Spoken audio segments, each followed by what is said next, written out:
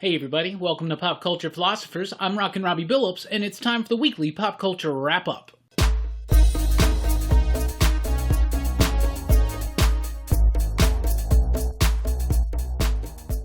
That's right, everybody. Thanks for checking out the video. I am Rockin Robbie Billups. This is the weekly pop culture wrap-up. It's the show where I go over the week's pop culture news, mostly comic books and movies. Let's get right into it with some comic book news. Diamond. What's going on there? This seems to be the head topic in each weekly pop culture wrap-up since we've not had a new comic book day, and it kind of sucks. I miss my weekly printed comic books so much. I miss just devouring. I used to be like, man, I'm reading too much, 40, 50. Give me 40, 50 comics. I'll just tear through them right now, right? Anyway, what's going on with Diamond Comics? They're still shut down. Probably definitely going to be shut down through the end of April. We'll see what's going on beyond that. They had already said that they weren't really going to be able to have the capital to pay their publishers. They have sent out a plan where they can start payments to the publishers. That kind of just, they'll pay a little bit as they go on incrementally, and then eventually have their debts paid off. That's their plan. A lot of stuff is up in the air. DC Comics, for instance, sent a survey out to retailers, and it was asking them things like, are you operating right now? Are you able to do mail order? Are you able to do curbside pickup? All different things like that, asking for correct addresses to be able to ship product to what other distributors they use. For instance, maybe Penguin Random House, which is a book distributor that DC uses to get out graphic novels, right? To bookstores like Books A Million, Barnes & Noble, and whatnot, and stuff like that, right? So for now, editorially speaking, DC is shifting focus away from certain future projects and putting them onto the DC Kids line and those graphic novels and trying to get those out into the book stores, because Penguin Random House hasn't stopped. Diamond has stopped distributing, and Penguin Random House and other book distributors have not. So I also have heard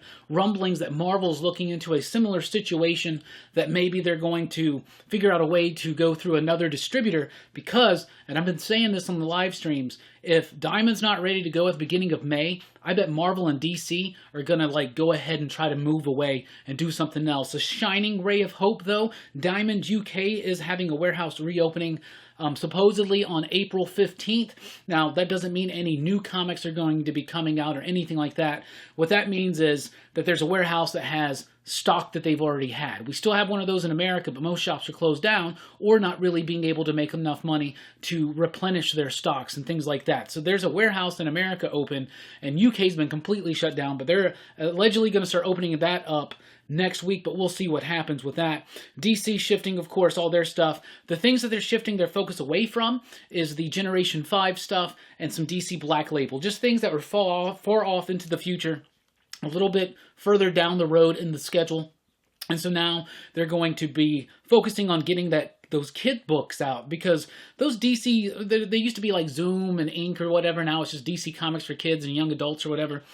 They sell really well in those bookstores, so they're trying to get that out and probably start incorporating the comic shops in there, because if Diamond's not ready to go, they're going to want their books out there. They don't want to have this halted for too long. Alterna Press, Alterna Comics, they're a small company, and they do newsprint comic books, and they're usually like $1.50 or $2 or something like that. They have announced that they're just getting out of Diamond right now.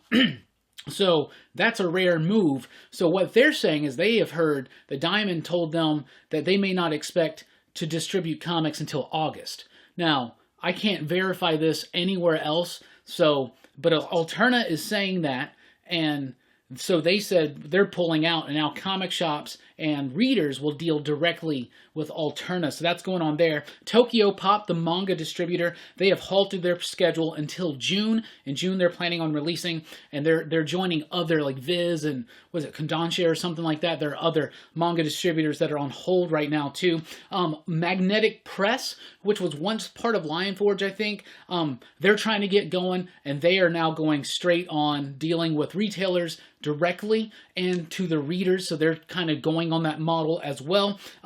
Vault hasn't really announced anything about future issues yet, but they did release a free coloring book that you can go on their website and download, which is pretty cool. If you got extra time, if you like to color, Bob over at Everything Comics is a great colorist. I think he should download this. You can print out some pages and you can color them. So if you like coloring, there you go. And it seems like there's a renaissance of coloring coming up here. Rebellion Publishing has been continuing to be publishing throughout all of this because it doesn't necessarily rely on Diamond to get their books out.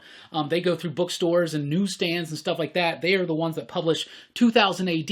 I didn't even think about 2000 AD continuing to come out. I may pick up a subscription to that just so I have something to read every week as this progresses along. And they're also going to start releasing some of their collections digital first and then getting them out into bookstores and comic shops through different ways.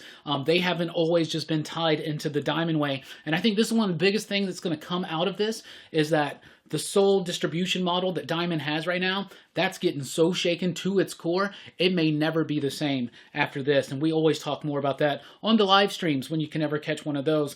Kevin Conroy's done a dramatic reading of Batman Adventures, Batman The Adventures Continue, Chapter 1.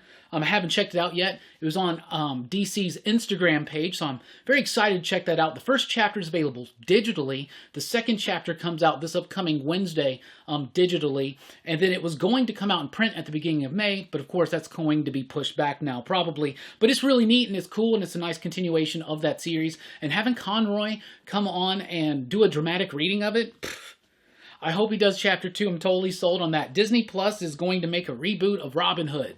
The one with the fox, right? Now, that is one of my favorite Disney movies ever. Check out our Disney's podcast. If you've never checked that one out, we list our favorite Disney films, and I give a lot of love to Robin Hood. I love Robin Hood. So far, I haven't really been down for these live-action / CG remakes, and this is going to be something like that. Didn't really like Jungle Book, didn't really like Lion King, really loved Aladdin, but Aladdin was different. Aladdin's like a musical, and making that live-action was really cool for me. But I don't know, the other ones, I don't know about this Robin Hood thing. But, I mean, I'm going to watch it, right? Matt Reeves did an interview because Batman, the production has been halted because of the COVID-19 pandemic. But he had some time then to do some interviews. And he was been talking, Batman, the new Batman movie, The Batman, is not going to be an origin story, right? First and foremost. And he said that it's very much a very specific noir mystery that it took him 2 years to really develop. It's obviously involving Catwoman, Penguin, Riddler. I think they got Falcone in there. I'm still getting major Long Halloween vibes from this. One mystery, he says it's focused on Batman early in his career, trying to really elevate his detective skills. And basically one mystery in a noir type way. It's totally Long Halloween, y'all, right? It's totally Long Halloween. It's gotta be. Right? XFL didn't make it again. Second attempt that Vince McMahon has made to do his new football league, the XFL, and they have shut it down. No plans to continue. Doesn't look good. That's pretty crazy. UFC, their new one, I think it was it 249? I don't know, but it got canceled. I saw this stuff where Dana White was talking about they were very close to procuring an island to have their UFC events, and everybody immediately made the Mortal Kombat connection, Bloodsport connection, and me too. I think that would have been so cool. I think that would be such a cool idea, though. I would totally watch a UFC event if it was on an island and if they played and leaned into that idea that it's just like Bloodsport and Mortal Kombat. Like, lean into it. Have, like, the music and have people chanting and I would totally check that out. I'm serious, but that's just my Mortal Kombat / Bloodsport fascination. Todd McFarlane launched a Kickstarter to do a remake of the Spawn action figure, the very first one from 1995. Since I'm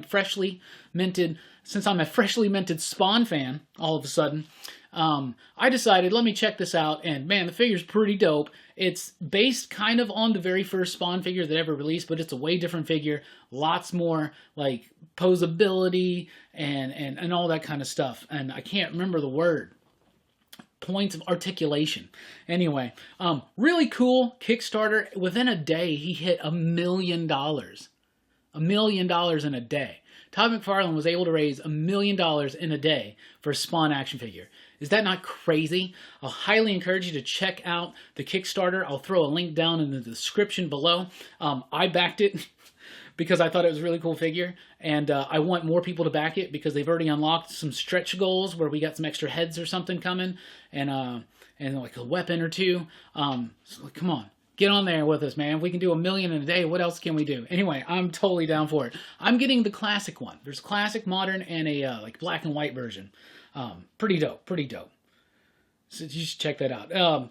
And then I was going to talk about the Extraction trailer, and totally forgot to watch it. But there's a movie with the Russo brothers with Hemsworth, and I think somebody said it was based on a comic book, but I'm not familiar with the comic book or whatever. So I'll definitely have to watch that trailer and let you know my full thoughts on Rockin Robbie Live, which will not be tonight, because tonight we have some severe weather forecast for our area, and we kind of need to take that serious. So we're not doing Rockin Robbie Live tonight, but we're doing it tomorrow night. So Monday night, 7 p.m. U.S. Central Time, Rockin Robbie Live. We'll have lots to talk about comic books, movies, pop culture. It's always a fun time. I really enjoy chatting with you guys on Rockin Robbie Live. So please join us for that tomorrow night. We got other fun tidbits and surprises. More top 5 videos this week. We got a top 5 Jonathan Hickman comics video on the way in a few days. More live streams. We're going to probably corral Jelani and Strickland and Brooks again into a live stream. I don't know if we're going to be able to do the Critters review, because that's right, Critters won the PCP movie review poll. So Critters is the next one we're going to watch and do a live review for. But we're probably just going to get together and chat about something this week. So be expecting, who knows, live streams at night, fun videos during the day, stuff like that, what we can. But anyway, stay safe, stay secure, get caught up on your reading. Thank you so much. Please do like, share, and subscribe, and join us over at popculturephilosophers.com for podcasts and a whole lot more. I've been Rockin Robbie Billups. Thanks for rocking with us. Keep on living.